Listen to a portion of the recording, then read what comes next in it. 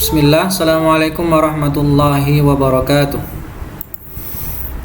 Alhamdulillahi rabbil alamin, wa bihi nasta'in wa ala umurid dunya waddin, wa sallallahu ala anbiya'i wal mursalin sayyidina Muhammadin wa ala alihi wa ashabihi ajma'in. Amma ba'd, fa as'alullah ta'ala an yamunna lana bi'ilmin nafi' wal 'amalis salih, wa an yufaqihana fid din, wa an yaftah lana futuhal 'arifin, wa an yarzuqna al-ikhlasa fil aqwali wal a'mal. Allahumma amin. Para santriwan dan santriwati kelas 11 yang dirahmati Allah, alhamdulillah kalian sudah menyelesaikan ujian tengah semester. Ya, bagaimanapun hasilnya, yaitu adalah hasil usaha kalian. Ada yang di bawah KKM, ada yang di atas KKM, maka semua itu adalah hasil usaha kalian. Ya, dan hasil itu tidak membohongi usaha, ya. Nah, wallahu alam. Ya, mungkin itu yang terbaik buat kalian, dan seterusnya untuk bagi yang merasa kurang nilainya, maka tidak ada remedial dulu. Ya, dan diharapkan nanti ketika ujian akhir semester, ujian pas, maka mau nggak mau kalian harus meninggikan nilai kalian. Nah, kita masuk ke pembahasan fikih nikah berikutnya, yaitu pembahasan kitabut talaq, pembahasan talak. Ya, maka disimak baik-baik. Ya, kalau perlu dirangkum. Ya, kalau perlu kalian merangkum apa yang sudah Ustadz sampaikan di sini, dirangkum di catatan. Nanti ketika di murojaah lebih mudah. Gitu. Ya. Nah, jangan hanya belajar itu jiping istilahnya, ngaji kuping. Bahkan nggak disimak, ya. Kalau nggak nyimak, ya sudah, ya gitu. Ustadz sudah memberikan wasilah, memberikan rekaman, dan ada yang mau bertanya silahkan bertanya. Ya, sudah saya berikan pilihan. Ya, mau bertanya silahkan, jika nggak paham ditanya silahkan. Kemudian dirangkum, setiap selesai pelajaran dirangkum. Nah, setelah itu dimurojaah. Nah, baik, di sini kata Syekh Al-Badawi, kita menggunakan buku yang ada di kitab kita saja, kitab Muqarrar, yaitu kitab Fikih Al-Wajiz karya Syekh Abdul Aziz Al-Badawi rahimahullahu taala. Ra'aitu fi ma sabaq hirsal Islam, ra'aita فيما سبق حرص الإسلام على الأسرة المسلمة وسلامتها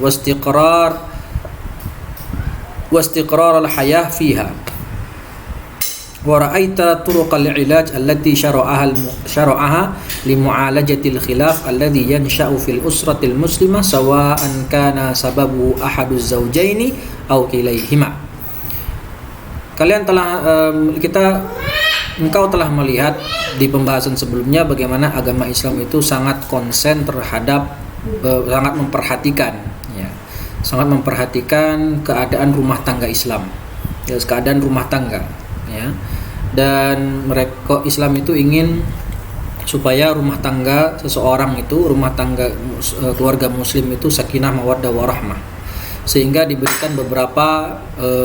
diberikan oleh syariat beberapa cara, yaitu ilaj, ya, beberapa istilahnya itu beberapa cara untuk memperbaiki keadaan rumah tangga ketika timbul cekcok. Nah, ya, itu sudah kita bahas, sudah saya berikan juga terjemahannya, ya, di GC di pertemuan sebelumnya. Baik itu percecokan tadi disebabkan oleh satu orang atau kedua-duanya. Illa annahu qad la yanfa' hadzal ilaj ahyanan listifhalil khilaf wa shiddatil khusumah wa hina idzin fala budda min istikhdami ilajin aqwa wa huwa at-talaq. Meskipun begitu sudah diberikan, ya, tata cara bagaimana menyelesaikan hubungan rumah tangga yang sedang mengalami cekcok. Langkah pertama, langkah kedua, ya kan diberikan pilihan yang cukup banyak. Ya, diberikan pilihan yang cukup banyak, dan ternyata kalau memang tidak bisa juga, ya, saking kuatnya khilaf tersebut, ya, saking kuatnya cekcok tersebut, ya, sudah parah lah istilahnya. Kalau dalam istilah penyakit itu sudah stadium 4. udah nggak bisa lagi untuk diperbaiki, maka baru dipakai cara terakhir apa? Talak. Ya. Jadi talak itu adalah cara yang paling akhir. Ya.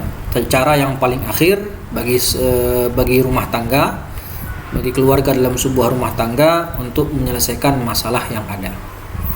Wal muta'ammilu fi ahkami talaq yata'akkad lahu mada hirsil islami ala muassasatil bait wa raghbatihi fi baqa'i syarikah baina az-zawjaini dzalika anna al-islam hina abaha at-talaqa lam yaj'alhu maratan wahidah bihaitsu tanqati'u hadhihi al-'alaqatu baina az-zawjaini fala tattasilu abadan idza talaqa ar-rajulu al-mar'ata wa innama abaha at-talaqa wa amara an yakuna 'ala marrat qala ta'ala at-talaqu marratan fa imsakum bi ma'rufin aw tasrihum bi ihsan.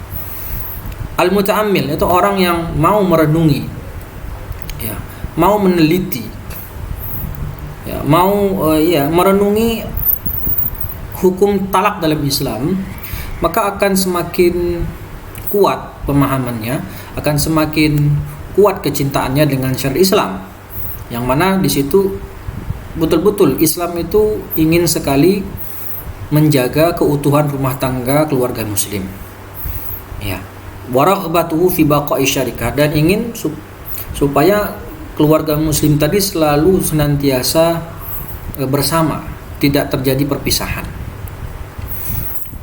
Nah, makanya dalam syariat Islam talak itu diperbolehkan berkali-kali. Tidak hanya dijadikan sekali. Kalau hanya sekali talak, kalau seandainya Islam hanya membolehkan talak sekali saja, maka sekali talak bubar rumah tangga. Tidak akan lagi bersatu selama-lamanya. Ya. Makanya dalam Islam dijadikan talak itu 3 kali. Dan ada yang namanya masa iddah. Ya. Baik. Maka Allah berfirman, talak itu 2 kali, fa imsakum bi ma'ruf, jika mau kalian tahan istri kalian dengan yang baik, atau tasrihun bi ihsan, silakan diceraikan dengan baik-baik. Wa idza talaqa ar-rajulu al-mar'ata al-ula aw ats-tsaniyata falaysa min haqqihi ikhraju mutallaqatihi min baitihi hatta tanqadi iddatuha bal wa laysa laha al-khuruj wal 'illatu fi dhalika at-tam' fi dhahabil ghadab alladhi awjada at-talaqa thumma al-hathu 'ala al-'audati al-umuri ila ma kanat 'alayhi wa hadha ma dzakarahu rabbuna fi qoulihi ta'ala ya ayuhan nabiyyu idza talaqtumun nisaa ila akhiril ayah. Sampai sini. Ya, la tadri la'alla Allah yuhditsu ba'da dzalika amra, ay la'alla az-zawju yandamu 'ala talaqiha wa yakhluqu Allah ta'ala fi qalbihi raj'ataha fayakunu dzalika aisarun wa ashal.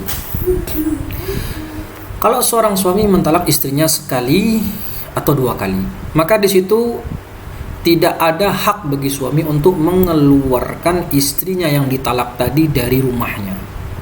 Sampai kapan? Sampai masa iddahnya selesai. Dan kita tahu masa iddah wanita yang ditalak itu berapa kali? 3 kali masa suci. Ya. Atau kalau dikasih perhitungan bulan ya sekitar 3 bulan, kan gitu.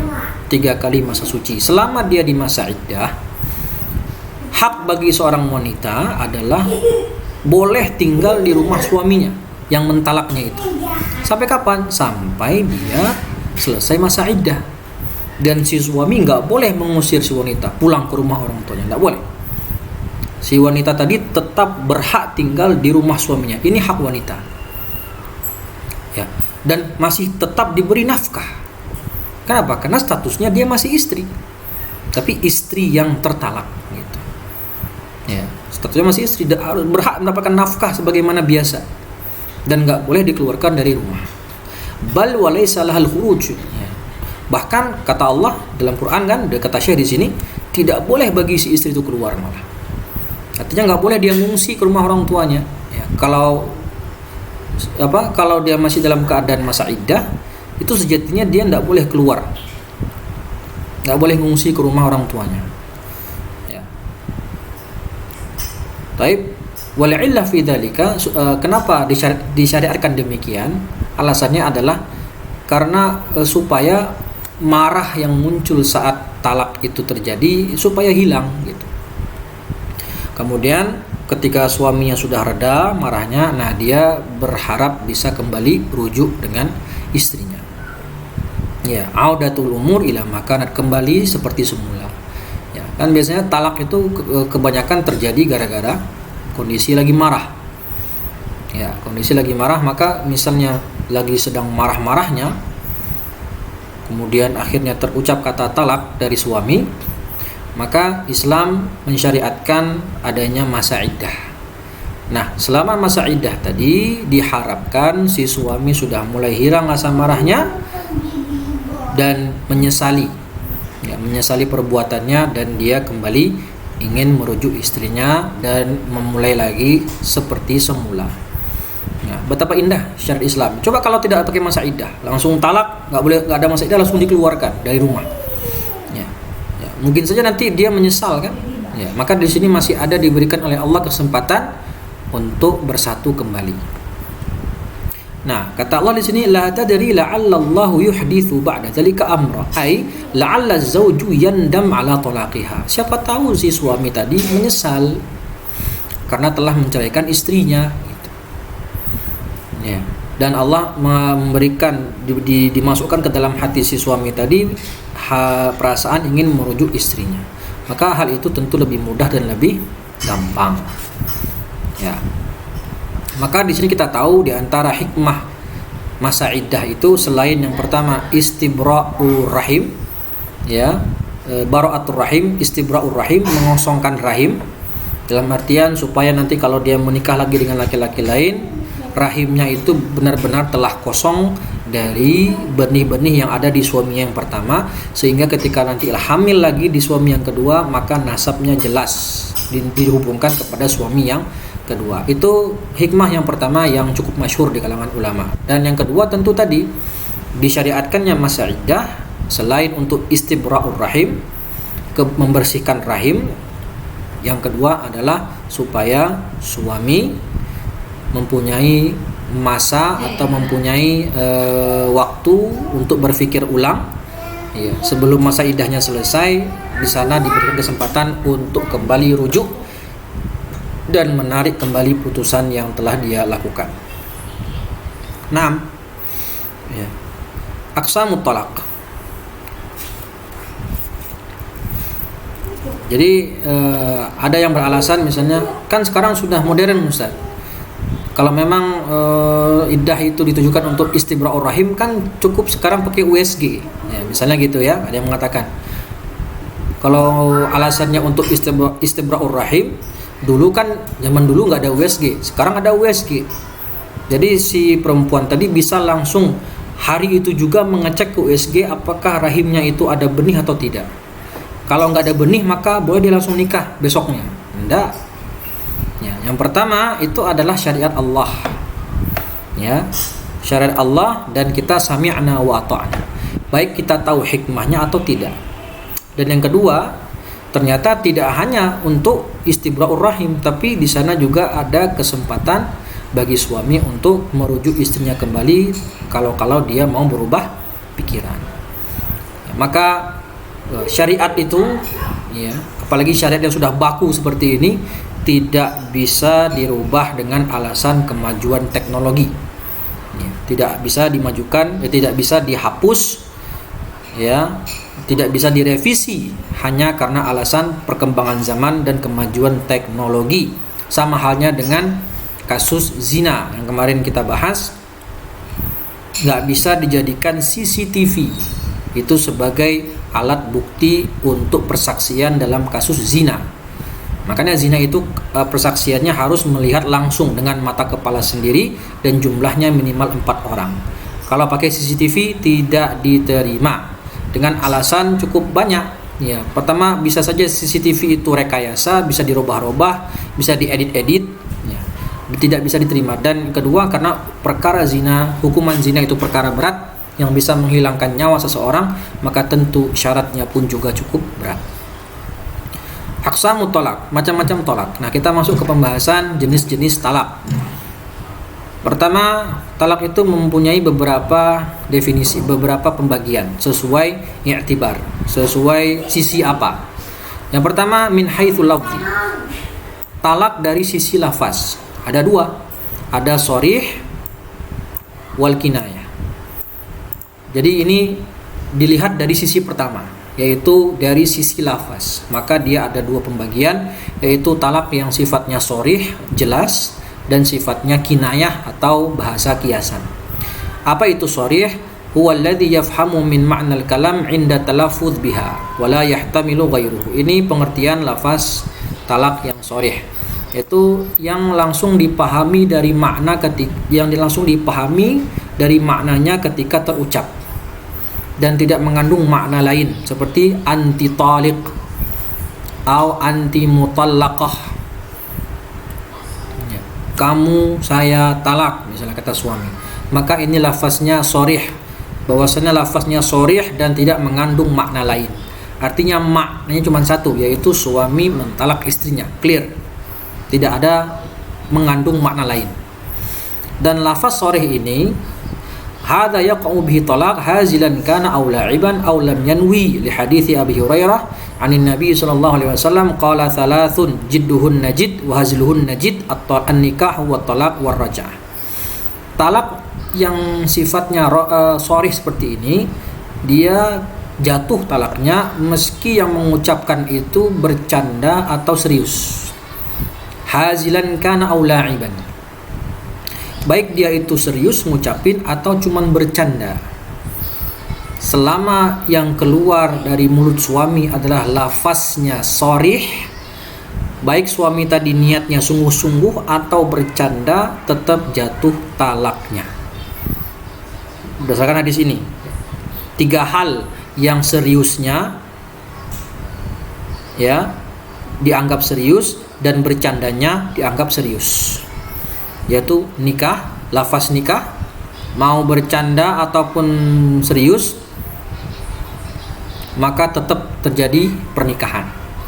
Begitu juga dengan talak, begitu juga dengan rujuk. Nah, sekarang kita masuk kinayah. Apa itu kinayah? Kebalikan sharih. Ma yahtamilu talaq wa ghairuhu.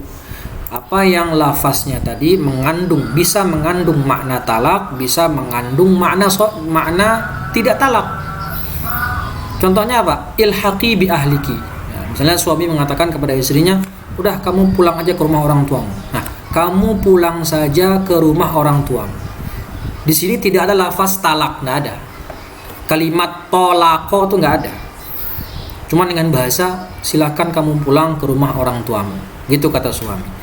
Maka di sini ulama mengatakan lafaz seperti ini adalah lafaz kinayah, bukan lafaz sharih. Ya. Bisa jadi disuruh pulang beneran, pulang ya udah pulang duluan ya. Cuman disuruh ketemu orang tua, bisa jadi. Bisa jadi juga maksudnya adalah talak.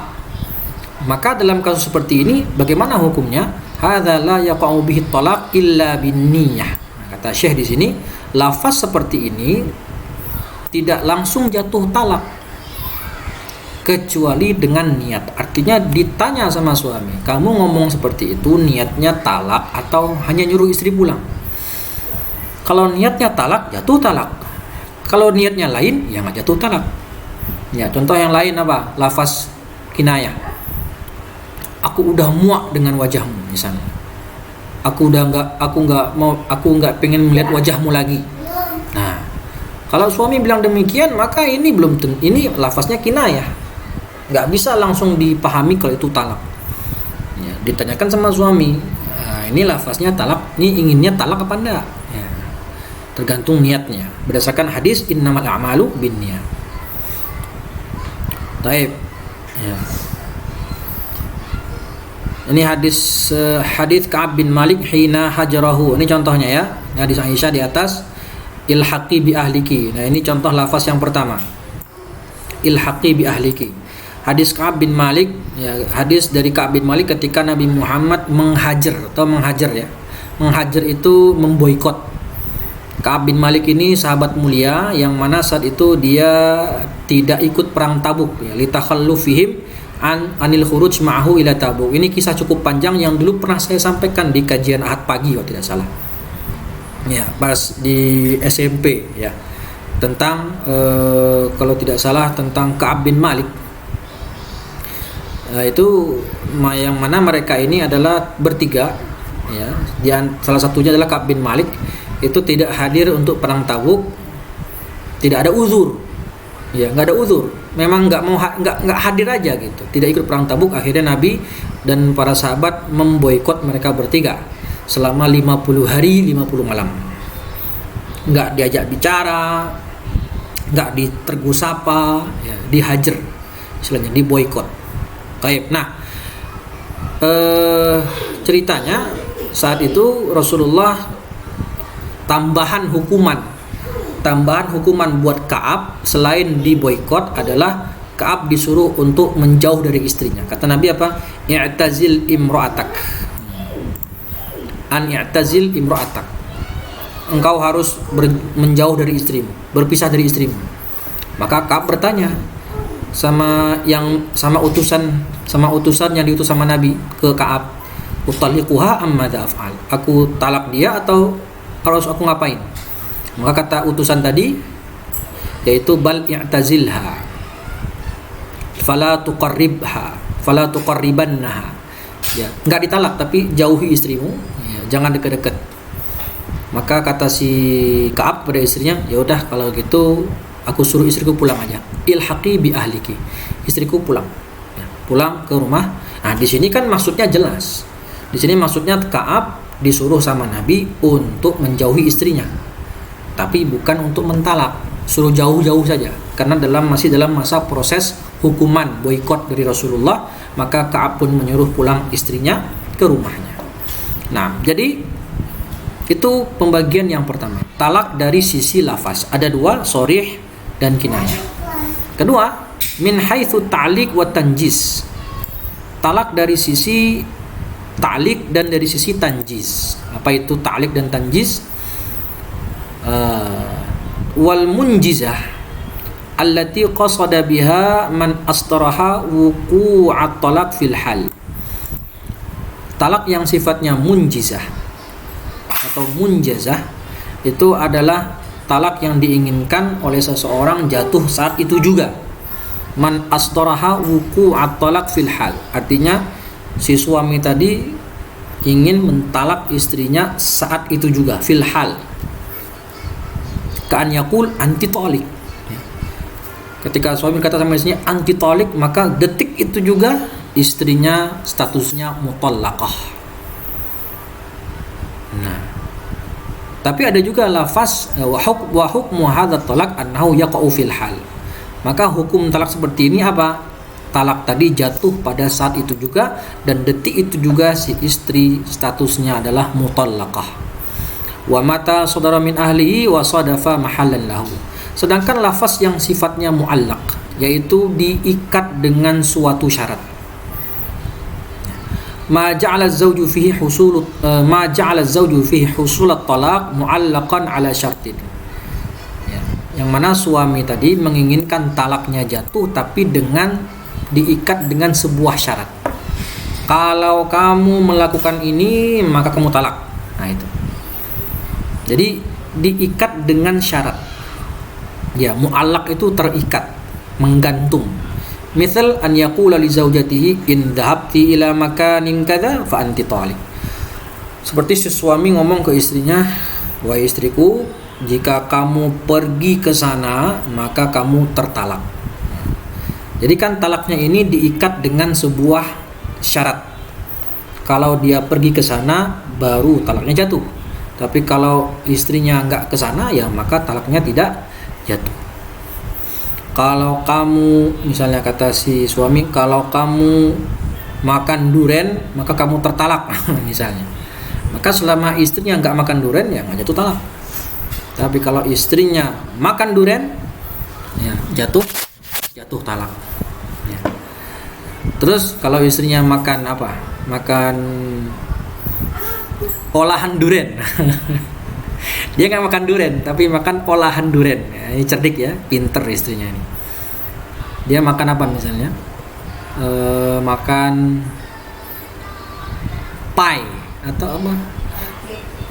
Pancake duren misalnya. Pancake duren. Ya, nggak jatuh talaknya. Kenapa? Karena kan ini olahan, bukan durennya sendiri kan. Ya, atau makan sop duren, atau bukan sop duren, apa? Es krim rasa duren. Es krim rasa duren. Ya, kalau sop duren kan durennya ada. masuk ke dalam biji duriannya ada. Kalau sop durian kan gitu. Tapi kalau dia makan es krim rasa durian, ya ini nggak jatuh talak. Nah, istri cerdas begini ya. Nggak jatuh talak, kenapa? Karena kata suami bilang kalau kamu makan durian, ya durian ya buahnya itu. Ya. Kalau dia makan olahan durian, makan apa tuh yang di Jogja itu apa? Oh Jogja nih? Jogja apa? Makanan Jogja itu? Bakpia. Nah, kalau dia makan bakpia rasa durian, itu nggak makan durian, nggak jatuh talak. Nah, wa hukmu hadha talaq annahu in arada talaqa inda wuqu'i syart fa huwa kama arada. Nah, hukum talak seperti ini bagaimana? Kalau memang suami menginginkan dari perkataan tadi, jika kamu makan durian kamu tertalak. Jika maksudnya adalah memang ingin jatuh talak, maka ketika istri makan buah durian jatuh talaknya. Amma in qasada bihil had 'alal fi'li aw tarki wa nahwi dzalika fa huwa yamin. Tapi kalau suami ngomong demikian, tujuannya bukan talak, tujuannya supaya istri tidak makan durian. Mungkin karena si suami tidak suka dengan bau durian. Maka suami mengancam, kalau kamu makan durian, saya talak, kamu tertalak. Tapi maksudnya ngomong begitu bukan niat talak, tapi maksudnya adalah supaya istri tidak makan durian. Karena si suami tidak suka bau durian. Maka seperti itu kasusnya, namanya yamin, sumpah. Illam yaqa' ma halafa alaihi lam yalzamhu syai'. Kalau ternyata istri tidak memakannya, maka si suami tidak wajib apa-apa. Tapi kalau ternyata jatuh syaratnya, artinya si istri malah beneran makan durian, maka si suami itu harus membayar kafaratu yamin. Lazimathu, hunya kembali ke suami. Maka si suami wajib membayar kafaratu yamin. Ya, kafarah yamin. Kafarah yamin tuh apa ya? Saya cek dulu. Kafaratu yamin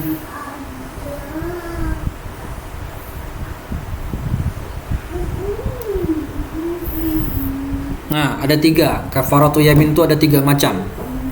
Yang pertama, memberi makan 10 fakir miskin atau memberikan pakaian. Yang kedua, membebaskan budak muslim atau beriman. Yang ketiga, puasa 3 hari berturut-turut. Nah, jadi kalau si istri ternyata makan durian dan niat suami tadi dalam lafaz talaknya itu niatnya adalah bukan untuk mentalak, maka si suami harus membayarkan kafaratu yamin yang ada 3 pilihan. Ya, yang pertama, memberikan makan 10 fakir miskin atau memberikan pakaian 10 fakir miskin. Yang kedua adalah membebaskan budak yang beragama Islam, dan yang ketiga adalah berpuasa 3 hari berturut-turut. Ya, 3 hari berturut-turut. Nah, di situ dia pilihan dulu.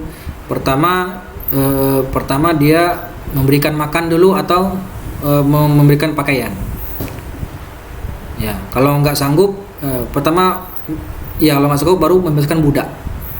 Dipilih dulu antara 2 hal, membebaskan budak atau memberikan makan fakir miskin atau memberikan pakaian fakir miskin 10. Kalau nggak sanggup dua-duanya, nggak bisa dua-duanya, baru ke yang ketiga, yaitu puasa 3 hari berturut-turut. Nah, itu kafaratu yamin. Kemudian dari sisi yang ketiga, talak. Sisi yang ketiga adalah talak dari sisi apa? Sunnah dan bid'ah. Ya, talak itu ada namanya talak sunni dan talak bid'i. Talak sunni itu adalah an yutalliqa ar-rajulu imra'atahu allati dakhala biha talqatan wahidah wa fi tuhrin lam yujami'ha fihi. Yaitu talak yang terjadi ketika istri sudah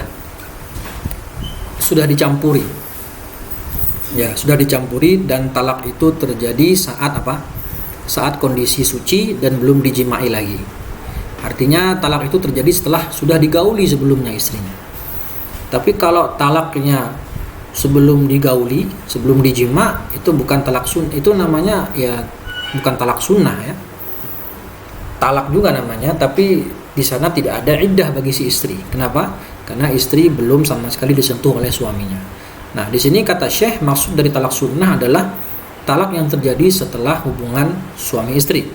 Dan talak itu terjadi di saat istri dalam keadaan suci dan belum dijima. Belum dijima lagi. Nah,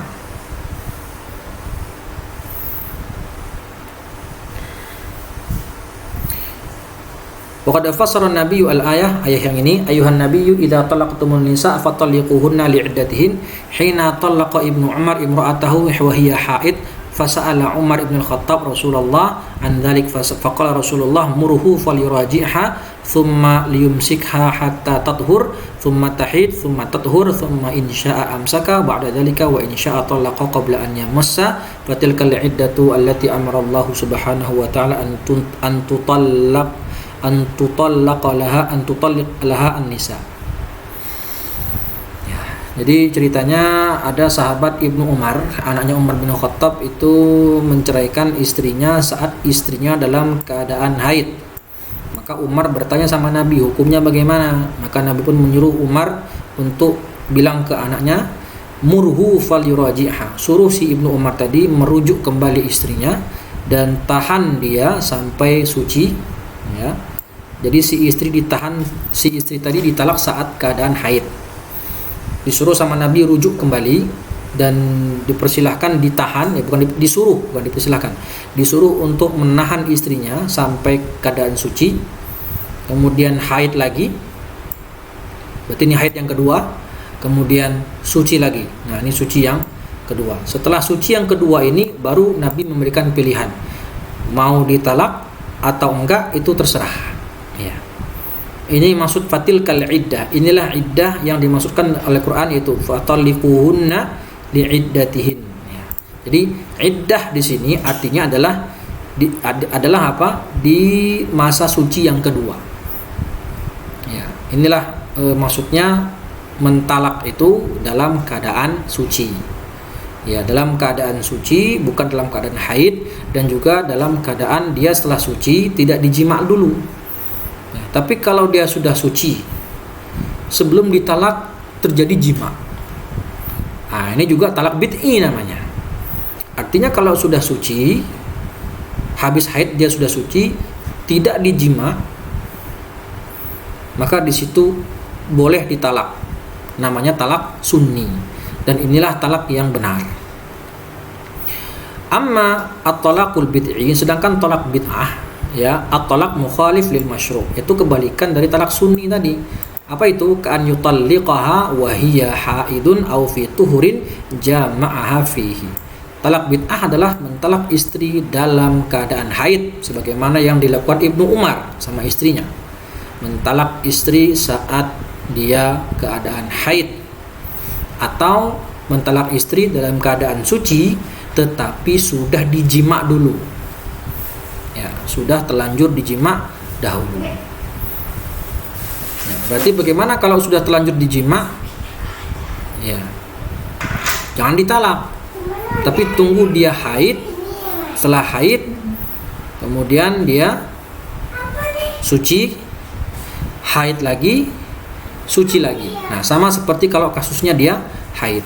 Nah, au an yajma'at talaqat tsalas bilafdhin wahid. Nah, ini tambahan dari Syekh. Talak bid'ah itu kalau talaknya di haid, atau talak saat sudah suci tapi sudah dijima lagi, atau talak 3 sekaligus dengan satu lafaz. Seperti perkataan antitolik thalathan atau antitolik. Maka ini termasuk talak bid'ah kata Syekh Al-Badawi. Nah, wa hadha talaqu haram wa fa'iluhu athim. Talak ini talaknya hukumnya haram dan pelakunya berdosa. Wa in kana talaqaha wa hiya haid faqad waqa'at talqatan wa in kanat raj'iyatan umira bi muraja'atiha thumma yumsikha hatta tadhur thumma tahid thumma tadhur wa thumma in sha'a amsaka pada dalika wa in sha'a talaqa qabla ayyamassaha kama amara an-nabiyyu ala Ibnu Umar. Ya, sallallahu alaihi wasallam ala Ibnu Umar. Meskipun talaknya itu sifatnya haram dan pelakunya berdosa, tetapi tetap jatuh talak.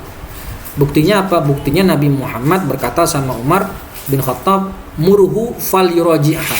Suruh dia rujuk lagi. Artinya yang namanya rujuk terjadi setelah talak, ya kan? Kalau belum jatuh talak ngapain rujuk? Nabi menyuruh si Ibnu Umar merujuk lagi istrinya. Artinya sudah jatuh talak satu. Karena nafas Nabi falyuraji'ha. Gitu.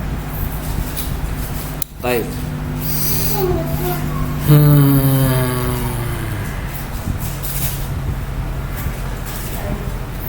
Ini penjelasannya sama saya. Ya. Qala Ibnu Abi Dhi'bi fil hadis anna Nabi sallallahu alaihi wasallam qala wa hiya wahidah. Nah, ini ya penjelasan tambahan bahwasannya ketika si Ibnu Umar menjatuhkan talak sama istrinya di keadaan haid, maka tetap dihitung talak satu dan si pelakunya berdosa. Maka Nabi memerintahkan untuk rujuk kembali, kemudian tunggu sampai haid sampai suci yang pertama, kemudian biarkan dia haid lagi yang kedua, kemudian suci lagi yang kedua, baru setelah suci yang kedua dipersilahkan untuk mentalak lagi atau tidak. Pembahasan terakhir yaitu talak thalath, talak dengan 3 kali dalam satu lafaz.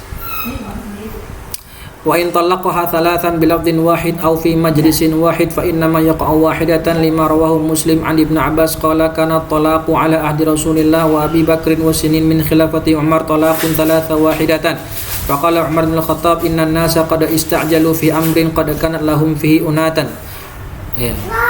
fi unatun falau amdaynahu alaihim fa amdahu alaihim wa ra'yu Umar hada ijtihadun minhu radhiyallahu anhu ghayatuhu an yakuna sa'igan li maslahati ra'aha la yajuzu tarku ma afta bihi Rasulullah sallallahu alaihi wasallam wa kana alaihi ashabuhu fi ahdihi wa ahdi khalifatihi.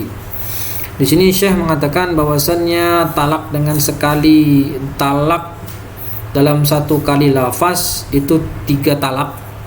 Antitalik atau antitalikun thalathan, ya, kamu talak 3, atau dalam satu tempat dalam satu waktu antitalik 3 kali, maka di sini terhitungnya 1.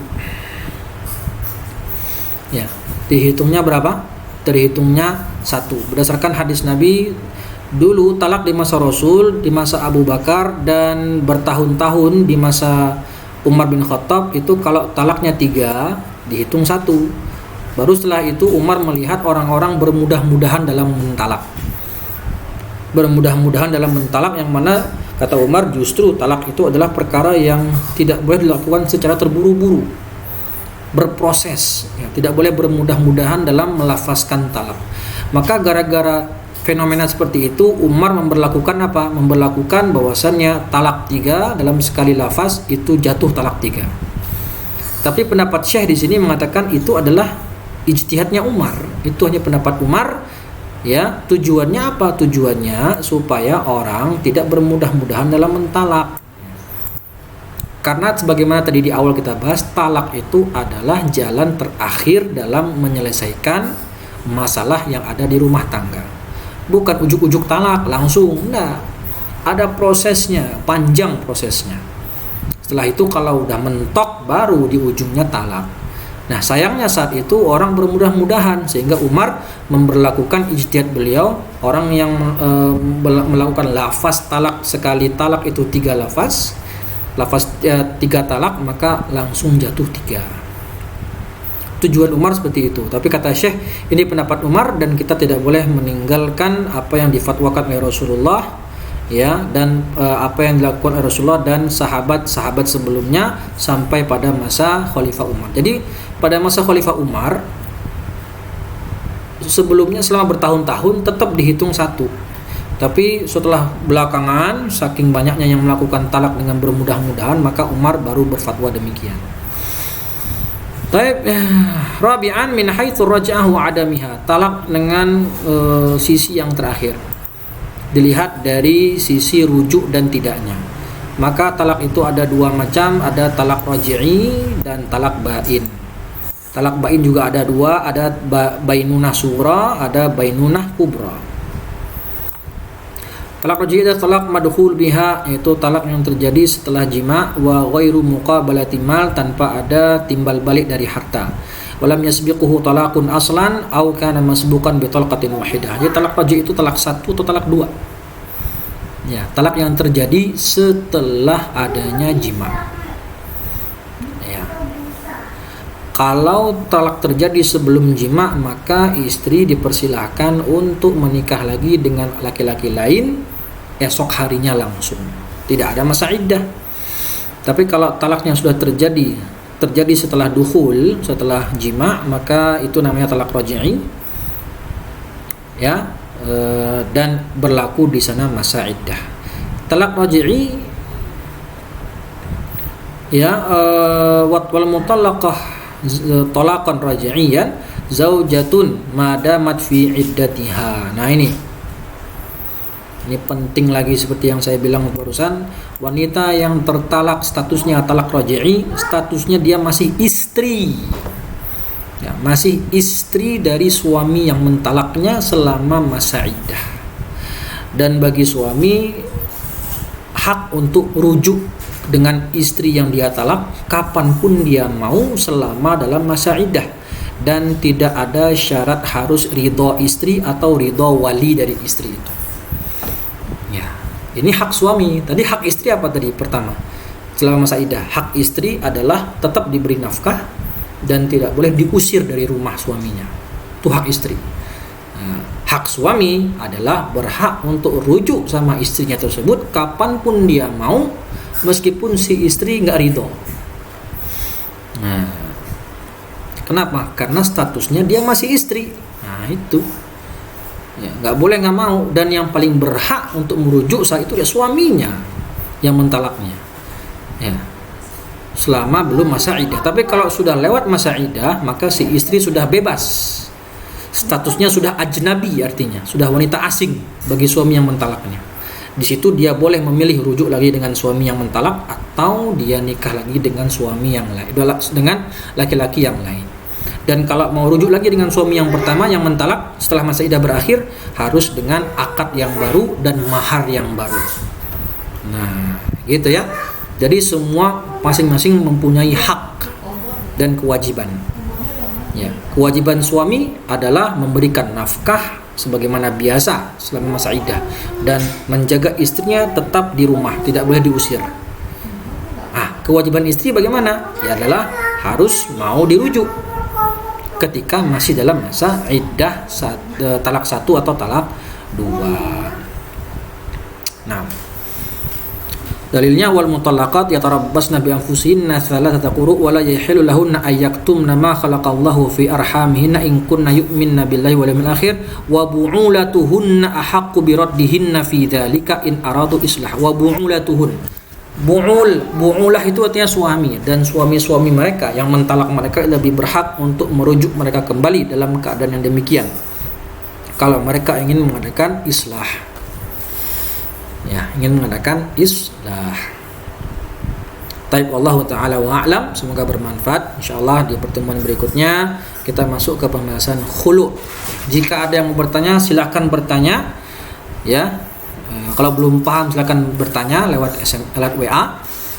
Ya, dan saya harap seperti saya katakan tadi di awal, apa yang sudah dipelajari dirangkum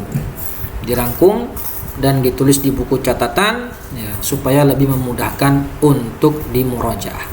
Wallahu a'lam bishawab. Wa sallallahu ala nabiyyina Muhammad wa ala alihi wa ashabihi ajma'in. Wa akhiru da'wana assalamualaikum warahmatullahi wabarakatuh.